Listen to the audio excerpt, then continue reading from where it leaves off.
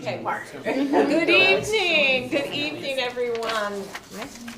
I would like to call the May 13th Addison Central School District School Board meeting to order.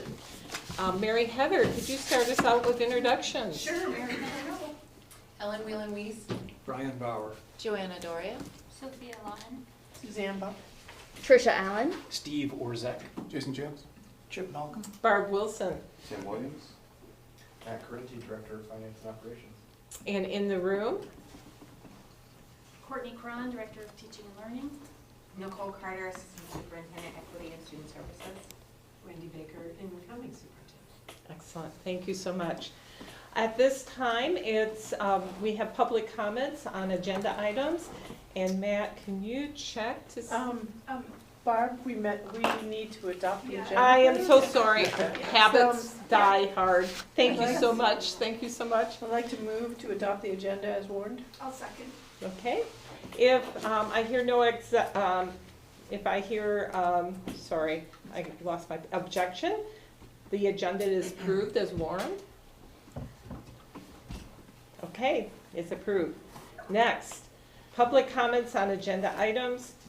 This is our moment. We invite the public to comment on our agenda items only. For those who would like to speak on other items, there's another agenda item later in the meeting.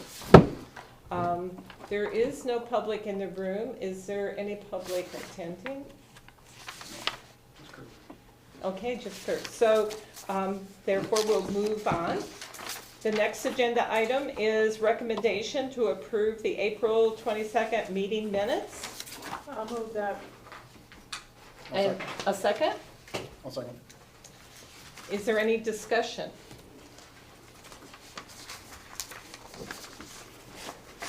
Okay, hearing none. All those in favor of approving the minutes, please indicate by saying aye. Aye. Any opposed? Any abstentions? I should have abstained. Okay, excellent, thank you. So the minutes have been approved. ACSD bills. I'm going to turn it over to Chip. Yeah, the bills were read on the 30th of April, the only time since the last meeting. There were two payroll warrants, one for $930,948.60, and another one for $1,606.98. And the general fund warrant was for $1,093,619.08. Of that number, let's see. Of that number, health and dental made up almost $370,000, and transportation made up $147,000. So, I make the motion to pay the bills. A second? I'll second. Any discussion, any questions? Okay, all those in favor of approving the minutes, please indicate by saying aye. The bills? Oh, God. The bills. What's going on tonight? Too much outside too much today, weeding and mulching. Any abstention, any objections? Any abstentions? Okay, the minutes have been approved. Yeah, the bills have been. Oh my gosh, I am so sorry. You're fixated. I am Minutes. fixated. I am so sorry. I'll do better, maybe.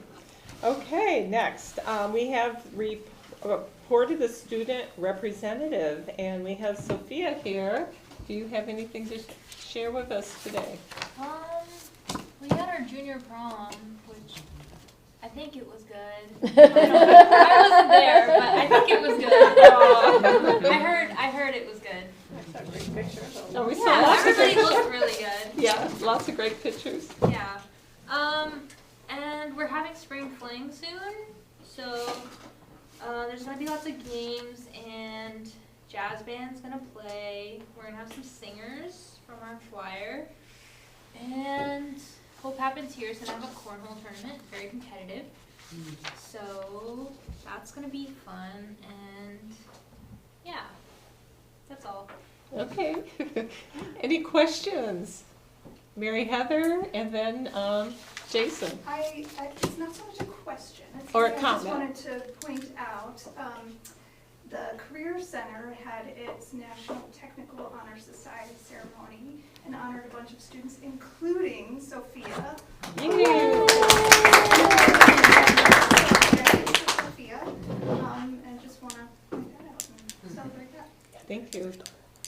I just wanted to add that if you haven't had a chance to see the girls lacrosse team and Sophia play, they're having a phenomenal season. So Woohoo! Woo! Excellent, thank you. Tricia. And I'll just put in, moving away from the high school, sorry. We are currently in the midst of Geek Week for fifth graders. Some of the elementary schools that has happened, some are there currently, and it's that time of year. So a bunch of fifth graders having fun outdoors for a week. Awesome, excellent. Yeah. Okay. Any other comments, questions? Next, we have reported the superintendent. I will turn it over to Dr. Williams. I have a couple items I'd like to share tonight before we get to the personnel section. And I was glad to bring up the written report in the board map. And you can scroll to the table just so you just get the table. Recently, the U.S. News World Report released its rankings of schools across the country and by state. And our high school, Middlebury Union High School, fared very well in the rankings. And fourth overall in the state, and nationally 2645, I think. No, 1893. no, that's for college readiness. 1893. Yeah, thank you. And the factors that went into the number 4 ranking in the state are listed there in that table. And you can see in some areas we're very strong. In other areas, there's, as we like to say, opportunities for improvement. The graduation rate being one of those opportunities for improvement, and that is a goal that the high school is working on, and I do expect that that's going to improve in the years ahead. It's not a one-year fix, it's a multi-year fix. It takes time to make that change and make that movement. The strongest category was college curriculum breadth and index rank. They have a methodology for ranking schools, so that's a tribute to what's going on curriculum-wise. And one thing that's really important to keep in mind, that this is a recognition for the high school, but they don't all of a sudden get a good education starting in 9th grade. It's a long, long process. It starts pre-K. So let's always keep that in mind, because they're not ranking other schools other than high schools. So when you have an achievement like this, you have to look at the whole organization, what it does to contribute to that. So that's very significant. So they should all be very proud of that. Next thing I wanted to talk about a little bit is another table in the written report that talks about poverty rates, particularly as it impacts. Ellie was just on camera. Yeah, I was on Zoom, but now I'm Okay, cool. The state provided this information to us for fiscal year 25, the right-hand column, and you can see there's a significant difference in the poverty rates from FY25 to the current year. And it's largely due to the way the food services software reported out the data. And there was a glitch in there, a problem in the programming of the software, and that's been fixed. And consequently, more accurate numbers going out to the state and then to the feds. So you can see significant changes there from last year to this year. The really important thing to keep in mind is that these numbers now allow us to use Title I funds, for example, in a school-wide approach as opposed to targeted approach. Gives you much more flexibility to address student needs, because some kids who really need some extra services wouldn't qualify if you were in a targeted situation. But when you're in a school-wide situation, you are able to use those funds to help those students be more successful. So I just want to bring that to your attention. question I often get is, will that impact our funding? The answer is, I don't know, but I assume so. We should see increased funding for that going forward. But to me, the big thing is that you can now be school-wide in your approach as opposed to targeted. That's huge when you're trying to meet the needs of all students. So that's a very good thing. Any questions about those two? Okay, Wow. we have a bunch of questions. I'm going to start with Chip, and we're going to just go down the line because everybody raised their hand at the same time.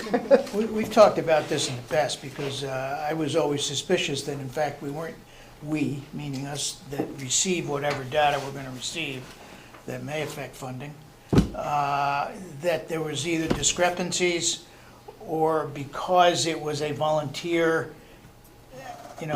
food service type of thing, that would make sense in the past, but since food then became not that, it seemed to be, how can you collect that data on a volunteer basis and think that it's be accurate? The other thing that I looked at this chart and I found it unbelievably different town to town.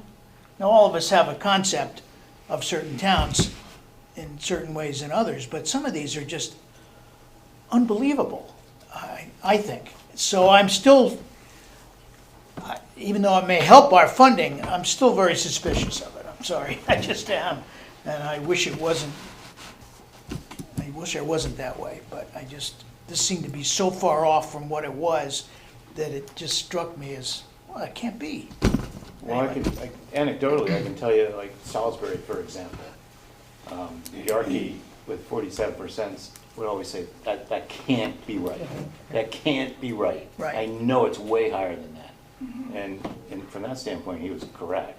Okay. If these new numbers are accurate. I understand the skepticism. One thing that I was chatting with Courtney about regarding the amount of title funds is that they follow a different metric. So this count determines eligibility, but the 10-year census is what's used for determining the allotment of money, and so it's the same amount of frosting but a bigger cake. And the updated numbers are due to a glitch that we uncovered, but also due to a new way that the state is using called direct certification to come up with these numbers. So it's not just a total shift in student population, it's also a shift in how they're configuring poverty levels. How they're defining.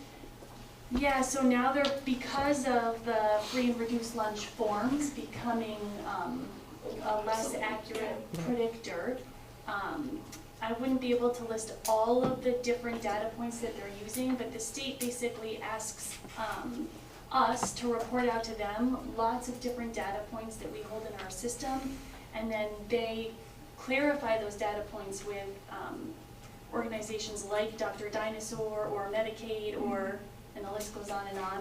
They certify those and then they send them back to us.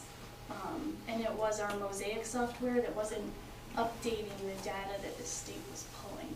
So it's two things going on, the glitch and also a new process that districts around us are also experiencing this jump. Okay. Brian. Tim, I would like to understand, when I look at Bridport, what 90.5% means in terms of poverty rate. Is that the number, is that the percentage of kids? Percentage of the total population. Really? Okay, thank you. I believe it's 128% of the federal poverty level, at or below. What was that? 128% of the federal poverty level. Okay, who had their hands up over here? Okay, Joanna. I was thinking back to the school-wide versus targeted, and you clarified the differences. How does this, or does this apply to any summer programming that might be offered? It would. I don't know that we'd be using federal dollars for summer programming. We could, but the federal dollars we'd be using for school year stuff, Okay, typically.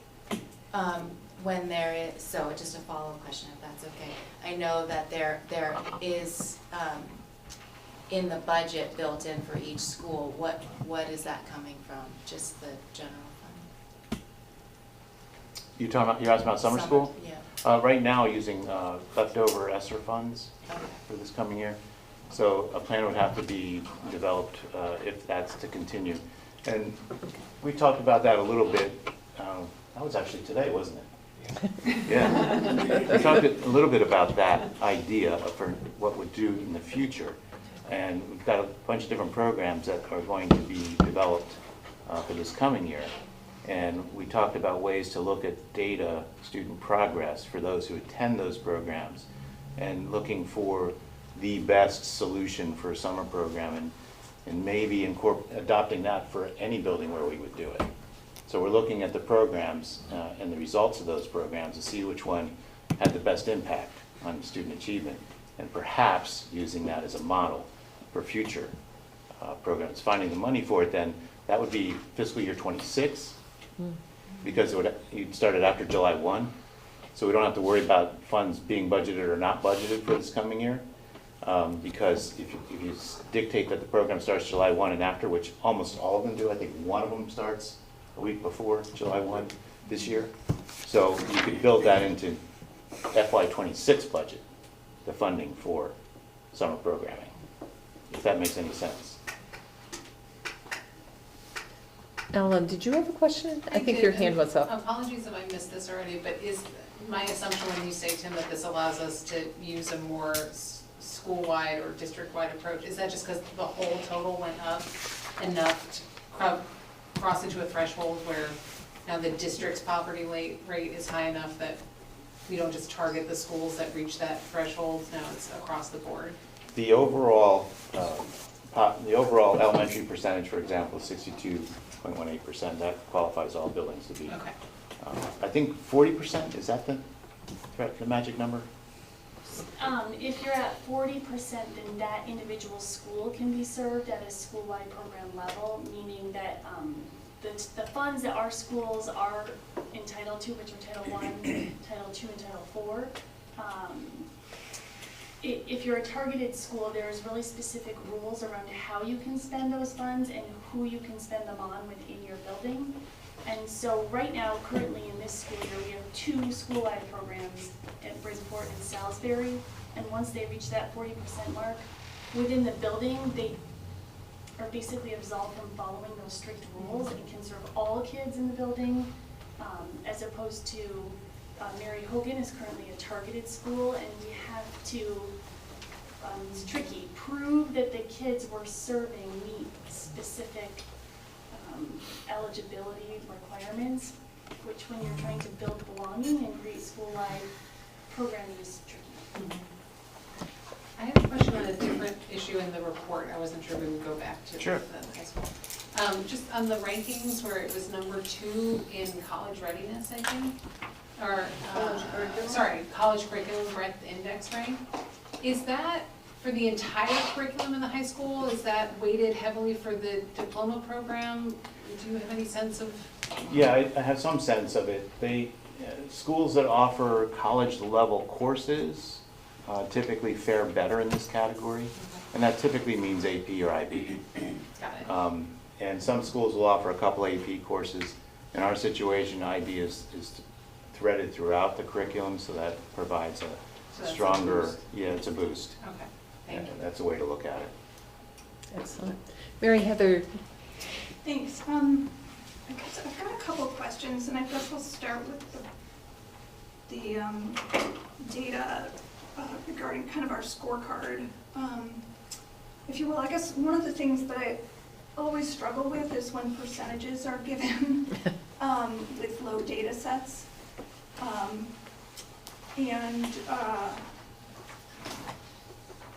Well, let me just back up a little bit.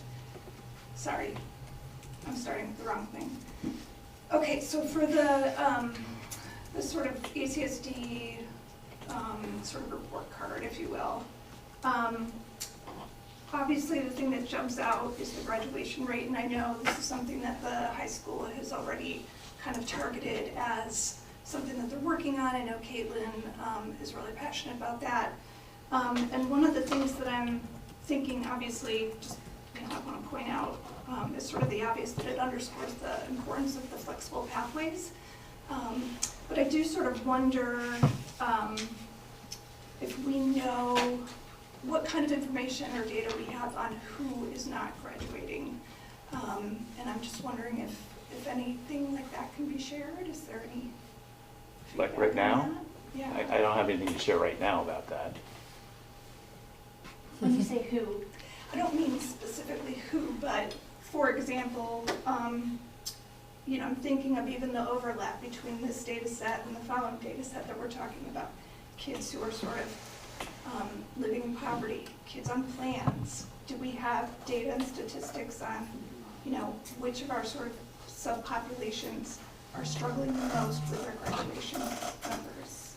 yeah, I could not rattle them off accurately from here, but Nicole and I have been in meetings with Caitlin and Ben this year where they're precisely looking into that and actually trying to track specific students back in time and going as deep as looking at their academic grades and attendance over the years to look for trends.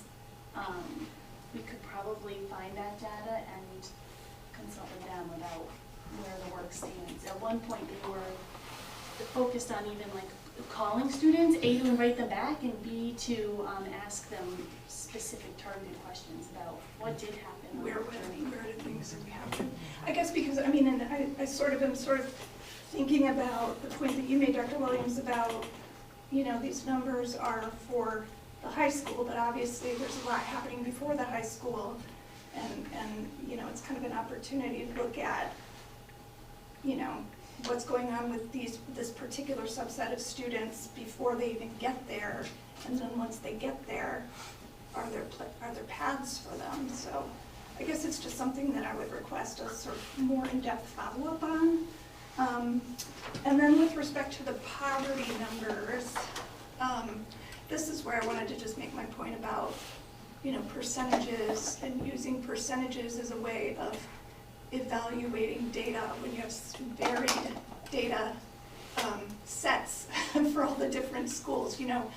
We've got a percentage reported for example, Ripton, and we know the data set is like less than 40 kids versus MUHS or Mary Hogan or Bridgeport, so there's such a variety. And so I guess I just want to point that out, and I'm wondering about the raw numbers, and certainly, we're getting in that touchy area. If you report actual numbers, you could be identifying folks. That's why they're not on there. Yeah, but I just, in terms of comparing percentages, comparing school to school, I just want to express my discomfort with that, because if you look at Mary Hogan, it's only at a 60-70%.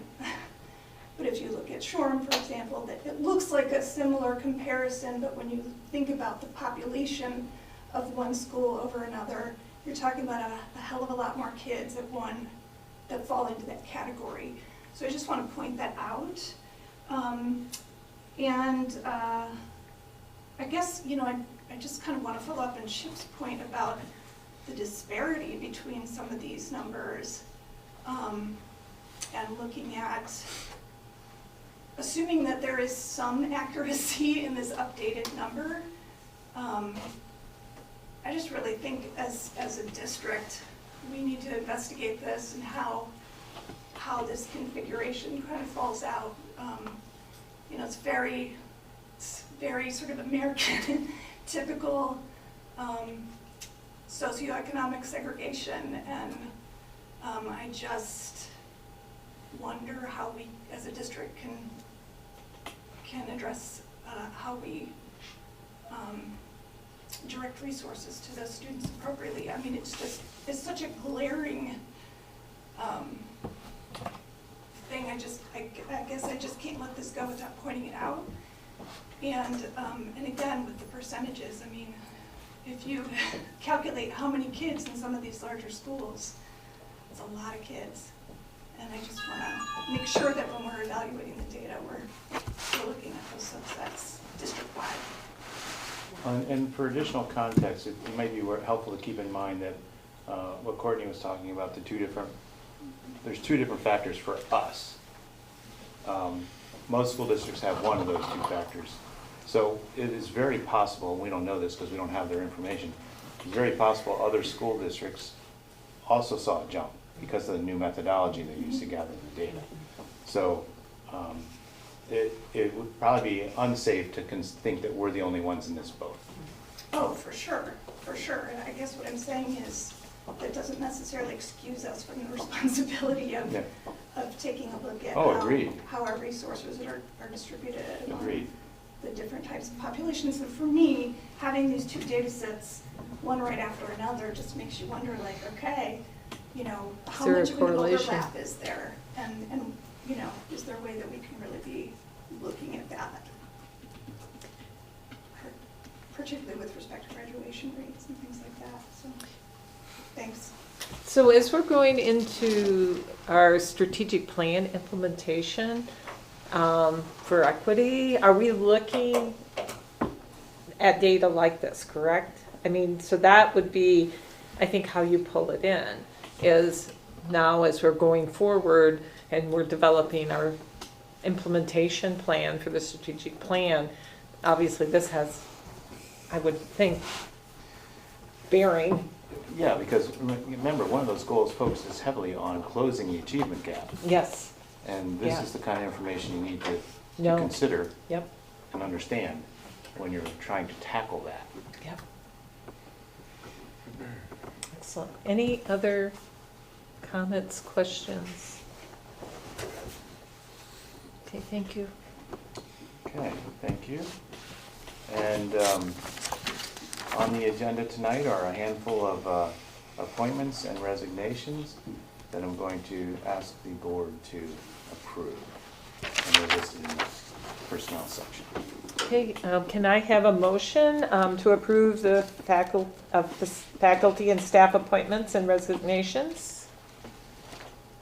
I'll make that motion. Okay, So I will move to approve the appointment of William Chapman Hale, Carleen Chaudhary, Laura Emilo, Daniel Morris, Ian Ross, Linda Summers, Carolyn Wood, and to accept the resignation of Elizabeth Burrows, Emily Pottinger, Susan Murkowski, and Nathan Thompson. thank you. A second?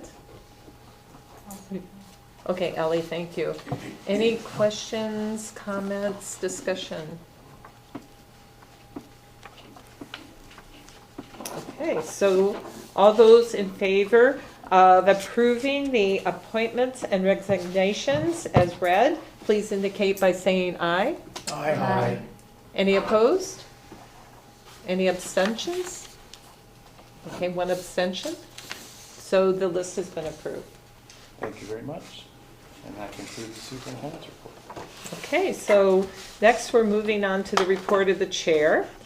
One thing before I start, I just want to mention that there's some upcoming events that I wanted to highlight around graduation. First of all, on June 7th is the final assembly where there's a parade that moves, by Mary Hogan to the athletic center where the awards are given out. And then, of course, June 8th, graduation. So very important that as many of us, if not all of us, attend the graduation. And it would be great if folks could, in fact, attend the day before the awards ceremony as well. Okay, but I just wanted to mention that. The next thing I would like to cover is, So sorry. yes, I just want to point out the invitations that everyone received, there is an RSVP request, so just make sure that you do RSVP Yes. to that so that they know to. for the graduation. For the graduation, so that they know to reserve those seats. Thank you. Yeah. Okay, next on our agenda, I would like to spend some time going through the board self-evaluation results, and we can do some discussion on that. In your board pack, you'll find the actual results themselves by question, and what this is a summary of those particular results. And if you could move one more slide. The great thing is 100% of the board participated, and thank you so much for that. That was awesome. For the summarization that we'll be going through, what we did is we combined the disagree and strongly disagree responses as one total to group those together. We also combined the agree and strongly agree responses together as well to basically be able to compare the results that we're going to be looking at. And we basically didn't include any of the in the middle, don't know, yes or no kind of thing. So the other thing, what I did in the summary is the ranking is that we'll see on those that are in agreement as well as those that need improvement is based on the percentage of board members who responded. So if it was 11 out of 13, it would be 85%. And so all of the questions everyone responded to. So the base for that is 13 is the denominator. Okay, and last but not least, our task, and not this evening, but is to really identify those rules that we'll want to focus on for the upcoming year. When Mark was here, he stressed, you're not going to take on everything, right? So we're going to be looking at these and identifying the top couple that we think is important for us to focus on this year. And we'll actually do that at the board retreat because there's other things that will be happening at the board retreat that folks need to know about as well as we're trying to figure out, okay, what we were going to commit to here. Okay, so the purpose of today is to get you thinking about it so that, and answer any questions about it so that when we come to the board retreat, we can then really decide what we want to work on. And once we've done that, that will be incorporated into the work plan as well, the ones that we're going to focus on. And so we'll have, some goals there and objectives.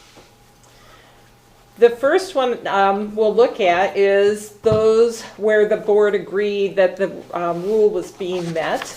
And on this chart is where 50% or more of the board thought this governance standard was in fact being met. So you can see that the very first one, 85% agreed. The board ensures its members are aware of conditions set forth in negotiated agreements and contracts. Whereas it's the next one, 77%, the board undertakes its own continuous learning and development and provides members with opportunities for ongoing training and support to maintain and increase their skills and understanding. Then those were the top two that we had. And even though we have, high marks, that doesn't mean there's not room for improvement in the future, right? We always can do better, but those were the top two. The next is the board ensures its members understand and comply with Vermont statute and regulations relevant to board work and public education. That was 69%, so not quite as high. Followed by the board stays apprised of proposed legislation and policy making that may affect its school system and students, and that was 62%. And so we've had lots of practice of doing that over the last couple of weeks and month or so, right? Followed by the board follows an inclusive process to invite and incorporate community input into the vision and goals for the school system. That's 54%. And the final one that's highlighted here is the board discusses, adopts, revises policies on a regular basis to ensure the system is supporting and meeting the needs of every student, and that was 54% as well. So it was above 50%. The rest of them, of the questions, if you go and look at them, were below 50%. And before we move to the next one, any questions on what you're seeing here, a methodology of what was used to do this? Make sense? Mm-hmm. Okay, excellent. And then we have the areas where the board agreed that the rule is not being met, and 50% or more board members agreed that this is something that is not being met, right? A double negative there. The very first one is 85%. The board annually assesses its performance, including adherence to agreed protocols, processes, and policies. So we don't have a formal process where we evaluate how we are doing as a board. And so that is number one. And tied with that is the board annually reviews whether and or how its actions and contributions have impacted the school system's success in meeting goals. And that is another one that, we don't have a methodology that we've put in place to do that. And followed by 62%, so fewer people disagreed, but still a substantial number. The board annually evaluates the effectiveness of community engagement and public communication efforts. Is it? Followed by 254%, similar to the other chart. The board ensures its annual budget aligns with stated priorities and provides an equitable distribution of resources to help meet the needs and goals of every student. Followed by the last one, at least annually, the board sets measurable goals and regularly reviews the progress towards those goals. And that's our goals. That's board goals for us, as opposed to the district. What we did on this particular chart, because we kind of saw a trend here, we created what was called a bucket, and we then looked at these, and you can see that several of them are around goal setting and reviewing. So the first one, the second one, don't go quite up that far. Thank you. And the very last one, which is goal setting itself. So those are something that potentially could be considered together or not, right? Because they are related. And then the other one is budget alignment with goals. So in this particular case, we haven't really, looked at our, goals as a district and then figured out a methodology for, well, how do we know that the budget aligns to those? And so that's another area that, will be interesting as well. One thing at the retreat, we are in fact going to have a presentation and some discussion on equity-based budgeting. So that could actually influence this particular governance rule as well. Any questions on any of these? Yes. Yes, go ahead, Brian. I'm wondering if, I think it's called 113.2.1. On the other side is 113.3.1. I'm wondering if they are in disagreement. Which ones, the first two? No. The top one on this table, and if you could scroll up. Okay, and then top one on the other table. I don't know if it's the top one. Bottom. The bottom one. The policies. Yeah, I'm The wondering bottom whether one the and the results top of one. both There, of these make sense. Well, we do in fact have a policy committee, right? And the policy committee, meets regularly and looks at the recommendations from the School Board Association and brings those forward to us to adopt. So when you look at it just from that perspective, you can see that, yeah, we're doing that. But if you notice, it's a 54%. Right, so there's obviously still room for improvement. Right, what I'm wondering is, where it says 54%, whether you, in what's written here, you have to assume that there's been an assessment.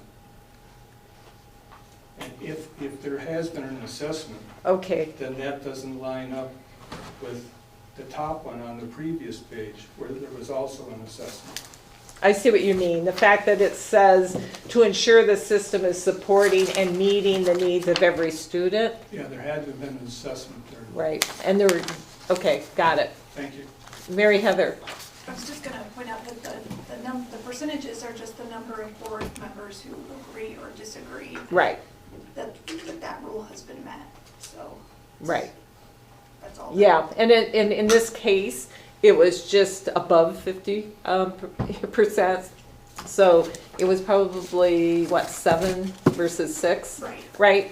And there could have, in fact, been some that actually didn't, that said agree or neither agree or disagree. We could go back and look at that data. Ellen, I'm sorry, Ellen. I wasn't sure who looked at the results altogether, but to all of you, whoever that may be, I'm not sure if it's the executive committee, were there any of these responses where the neutral response felt worse than better? I mean, I know it's neutral, but there are some where it's kind of a significant number of respondents were in that neither agree nor disagree. So are there any where that felt kind of like a blow? Right, and we didn't look at it at that level of detail, and so that's something, before we decide what we're going to work on, that's probably a good point, to actually look at that, and as well, which I didn't do. Mary Heather. I'll just clarify how I looked at it, and so I can't speak for Suzanne and Barb, but I think just initially it was in terms of just the goal of identifying which of these rules kind of rose to the top. Right. As things that we might, as a full board, want to work on. It seemed like the best approach would be to identify those rules for which most of the board were in agreement that we were not meeting. Right. That those were kind of the most urgent, if you will, in terms of our non-compliance with the standard, and that we had the most agreement as a board that was the case. And so that was kind of how I looked at the data. I don't know if yeah, and that's how I looked at it as well. It was just what rose to the top. Low-hanging fruit, I I guess. totally get that. I just Yeah. wasn't sure if there was a gut reaction to, I would have hoped that there would be more, not just agreement, but just more clarity either Right. way. Because whenever you've got that neutral option, Right. and a lot of people are in neutral, it begs a million questions. Right. And one thing to keep in mind is we have to, over time, adopt all these rules, right? And so the purpose of this was to identify what were those couple rules that we know everyone is pretty much in agreement that we're not meeting that. And then once we've focused on those, next year we can pick up a couple more. And we really do need to be looking at every single one of them. And one of the things that's on here where we don't do evaluation, right, that could be factored in to board evaluation in the future to see, well, how have we done? And we will do this survey again, right? So now we have a benchmark. So that will also be able to be used in the future to see, have we moved? So maybe possibly some of the work that we'll be doing over the course of the next year will affect some of the ones that we're not even working on, right? So it's just really trying to find what is something that concrete that we should be working on now. Go ahead, Steve. So this is basically an opinion poll, and it's a subjective evaluation of these standards. Is there any way to have someone more objectively come in and say, you guys are meeting this or you're not meeting this? I mean, it's us saying we are meeting it or not meeting it, rather than someone with an objective perspective saying, yeah, you guys really aren't doing this thing, or you are doing this thing well, you just don't think you are. I mean, it's great. It's a great data Right. point. It might be more helpful if we had something that we were a little less, had a dog in the fight. Right. So. And so some of these are pretty obvious that we're not doing them, right? And maybe as we focus on this more, governance, in the future, that makes a lot of sense. But I think right now, we don't do board self-evaluation, right? And we're not doing many of the things that are specified here. And, maybe you could question that some of the ones where we were ranked high, maybe they're not quite as high. Who knows? But we're not gonna take on 100% of everything this particular year. So I'm hoping kind of this method to help us identify what we want to work on makes sense. But I'm open to other methods as well. I'm definitely open to other methods. Chip? In commenting on Steve's about an outside or a less subjective approach, I mean, I found some of the questions, even though I've been on boards a long time, I couldn't answer it. And so, to Ellen's point about being neutral, what does neutral mean? Right. And the other point I would make is that this year, Laura was the only new member of our board taking this test, or whatever it was.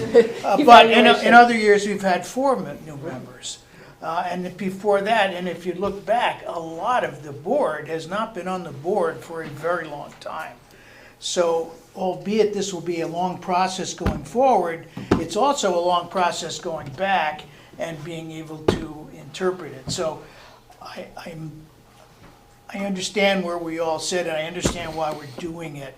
But to Steve's point, I don't know in our subjective evaluation whether that's, other than pointing out the really outlying positives or negative numbers, that it's very helpful, but so be it. Yeah. And so I think this is maybe good feedback to the Vermont School Board Association as well, because this is a tool that they provided us to help us. I would be happy to take that back to Deb, and we also have our rep here, Suzanne. I think that'd be helpful, honestly, I really do. The one thing I want to say is the VSBA is currently, and has been working for at least a year now, on scoring rubrics for these standards. We won't see their first stab at them until June 12th. So they admitted at our last VSBA meeting that these are very difficult ones to score and to give words to, well, we're not really doing it, so we get a 1, or yes, we're really excelling at it, so we're over here in the 4 category. So giving the words to each of those buckets for every single one of these has been very challenging, and they said they still have more work to do, but they are working on establishing some parameters for boards to use. Excellent. Thank you, Suzanne. I think that would help. Jason? I would like to see priority in here, like what's more important to you as a board member? Like, we might not be doing it, but if it's not important to you, maybe we shouldn't be doing it or shouldn't focus on it this year. Right. And ultimately, we don't have a choice that we do need to do it. I mean, but it could help with the priority of what we do sooner than something else. And, this is things that we can think about too, and we're not going to select which ones tonight that we're going to work on. So if in fact there is something that you feel very passionate about that we need to work on, we'll have that discussion.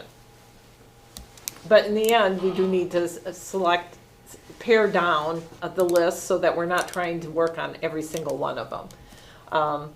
And what is going to give us really the biggest bang, as Jason said, for our buck this coming year.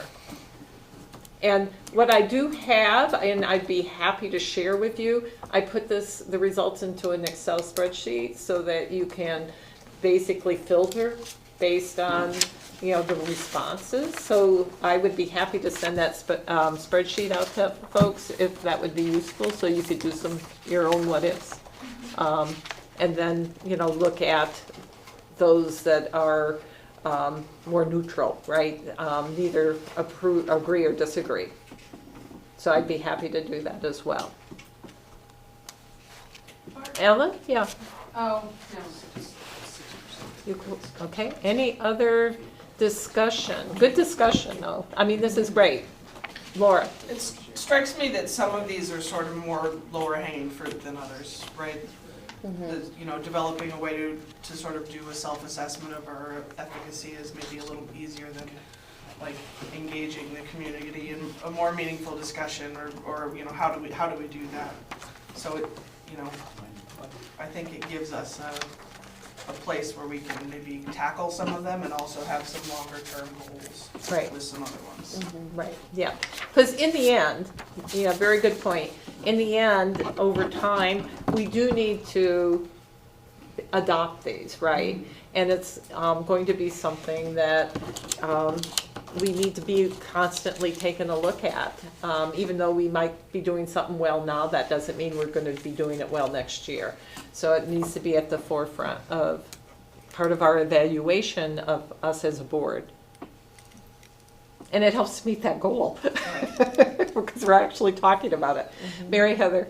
Do you mind sharing your thinking about the time frame for making our selection? Because, you know, the other thing that we've been kind of working on just as an executive committee too is setting up the work plan for the board, which then kind of has a domino effect for work plans for committees and things like that. So what do you all think about, or what are you thinking in terms of like when we do we want to make our selection about what we're working on? I would love to be able to do this at the retreat. I mean, the reason, and if we have time, and if not, then that following meeting after the retreat, because there will be more information that comes into the picture and the work plan, that kind of thing. So I think it's important to really see everything that's in front of us before we make commitments. So hopefully the retreat, if in fact we can't quite decide then, I would then say the first board meeting in June, I would put it on the agenda so that we can really finalize the work plan. Thanks. Thank you. Anything else? Great, thank you so much. Okay, the next item, and you can stop sharing this. I just wanted to give a real quick update. Last Thursday, we had a meeting on the retreat and really laying out the day for the retreat. And Dr. Baker, Dr. Williams, Nicole, Emily, Matt got together and finalized the plans for June 1st. And the real interesting thing is June 1st is Dr. Baker's first day. So such timing, we couldn't have planned it better. And so as a result of that, for that first hour, we decided it would really be a good opportunity for us to focus on the way we all work together, right? Between, you know, a new superintendent and her team, right? As well as the board, and her team is going to be there, right? So I think that'll be awesome. And as I mentioned previously, we will have an equity discussion on equity-based budgeting. Lunch will be provided, and our food services is available to provide that.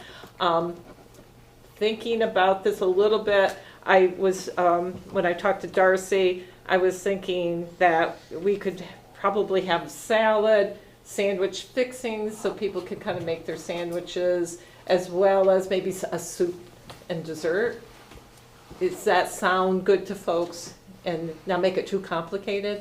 But that way, depending on folks' dietary needs, that kind of thing, the sandwiches wouldn't be already pre-made or whatever. You can make your own as needed. So that's, you know, kind of what I had in my head. I haven't quite decided if I haven't made sorbet yet this year. I know the last retreat, you know, I actually had sorbet there. I'm not promising yet. I would love to be able to do that. Little cups of sorbet as well. The logistics, and then the afternoon after lunch, it's going to be focused on the strategic plan, for equity and what the team has learned and wants to share with us and what they need from us as well in order to move forward. So it should be exciting. I think it'll be really interesting to see what folks have come up with and looking really forward to it. And I'm glad that the whole team is going to be there and taking time out and giving us their Saturday. So that's pretty awesome. And just the logistics, just so everyone knows, Hannaford Career Center, we're going to be there starting at 9:30 and we'll end most likely by 3 p.m. And we'll make sure there's coffee and some little bit of kind of small foods available right from the beginning, say at 9:15, and then the lunch. And I'm thinking, that's about all I have at this point in time. Any questions? Mary Heather, and then Alan. Just wanted to kind of point out that our discussion just about this, the governance standards and, maybe wanting to squeeze that in there if there's time. So I don't know if there will be time, but just want to have that on the radar. Yeah, exactly. And Ellen. Do you need us to do anything in preparation for it? Is there something we should be reading or thinking about? Or? I don't think so. I'm looking at Dr. Baker here. War and Peace. War and Peace, yes. Please, thank you. Maybe refresh on the strategic. And just get a good night's sleep and, come, fresh and, really ready to engage and work together, I think is my best advice. You didn't know we meet every Saturday, right? I think a bunch of us would be doing that same, same look. Would it be worth though, you just said this, Mary Heather, but for all of us reviewing the strategic plan? That would be great. That'll be part of it, just orient, okay, here's what the goals and the objectives and the targets were, but yes, please. The more familiar and fresh that is in our minds, the better. And thank you. So we'll also have materials for you, with okay. the idea being that it's understandable that, this is not something you think about every day in your daily life, so there'll be materials provided that relate to these topics. You'll be well supported. Yeah. And, and the retreat is really a beginning, right? It's really a beginning. So based on what we can accomplish at the retreat, it can in fact, or could in fact, drive agendas for the future where we need to drill down more in a particular area. So, I think it's going to be a long day, right? So I'm looking forward to it, and there will be more dialogue, I'm sure, after.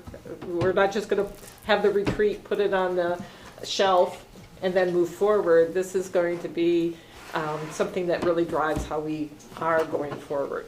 It's really important. Okay, anything else on either of those topics? If not, we will move forward.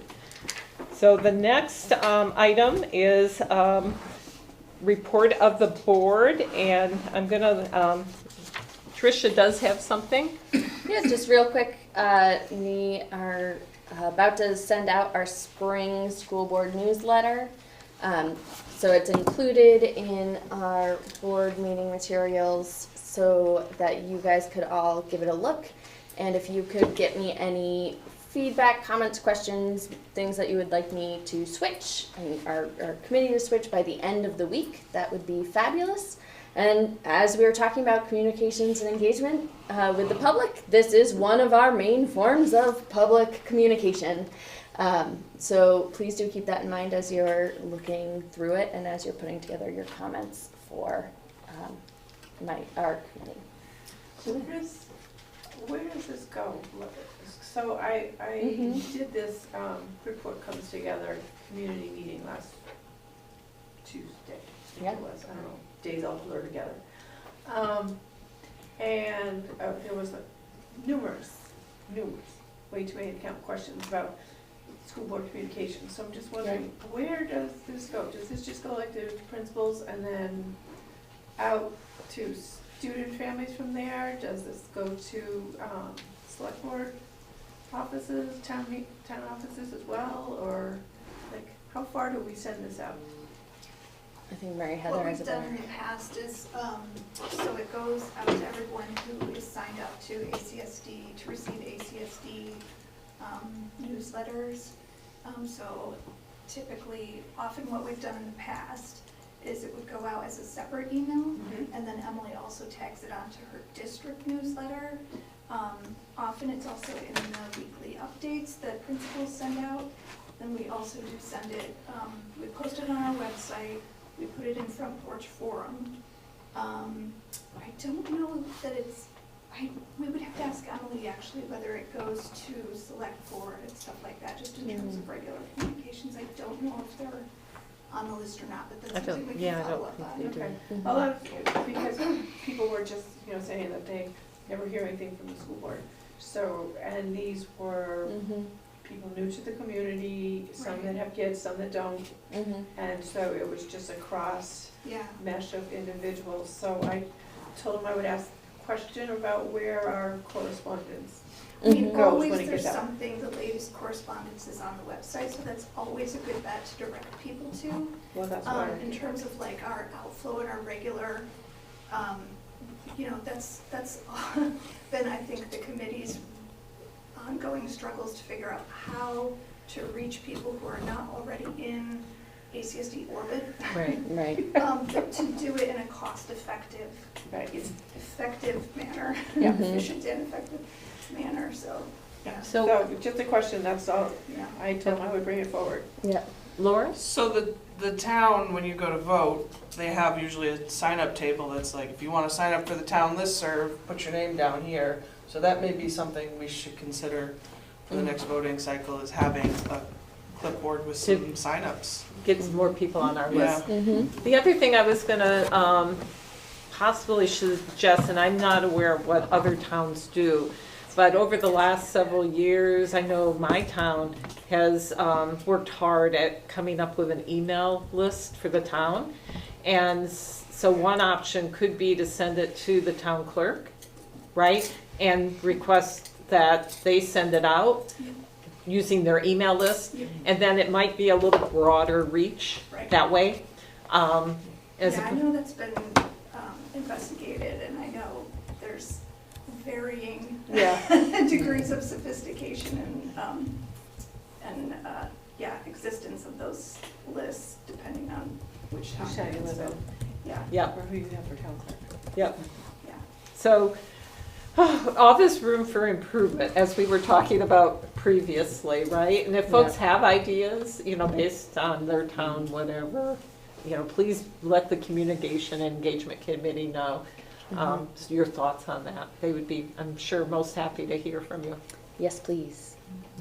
And we do have our next regular meeting next week. Okay, excellent.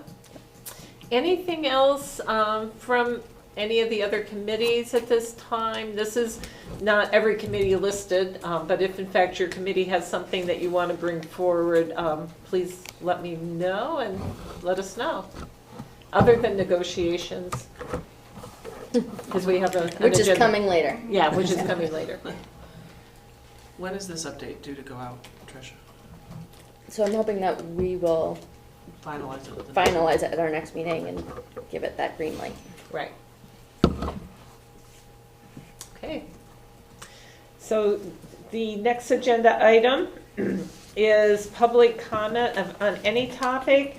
And there's still no public in the room. Could we check once again to see if we have any public on Zoom? So if in fact, this is our moment to invite public to comment on any topic. If anyone is interested, they could raise their Zoom hand. Okay, so then we will continue moving forward. Tonight, we have an executive session for person, for per 1 VSA, section 313A1. So at this time, if I could have a motion to enter executive session per VSA, section 313A1 for contract negotiations. Suzanne's hand is up. Okay, Suzanne? I move that we go into executive session for 1 VSA section 313A1 negotiations. Second. In a second? Second from Steve, yeah. All those in favor, please indicate by saying aye. Aye. Any opposed? Any abstentions?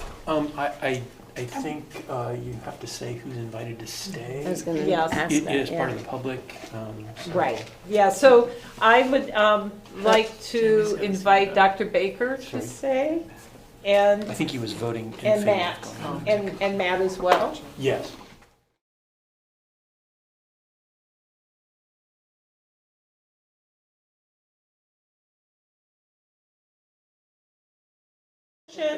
On the agenda, we had an item where we were going to take action on the ACEA master agreement. We are postponing that action on the agreement until the ACEA has ratification process is complete. So there won't be an action taken this evening. Okay? We adjourn? And so at this point, can we have a motion to adjourn? Move to adjourn. Second, all those in favor? Aye. Okay, thank you guys. Appreciate it.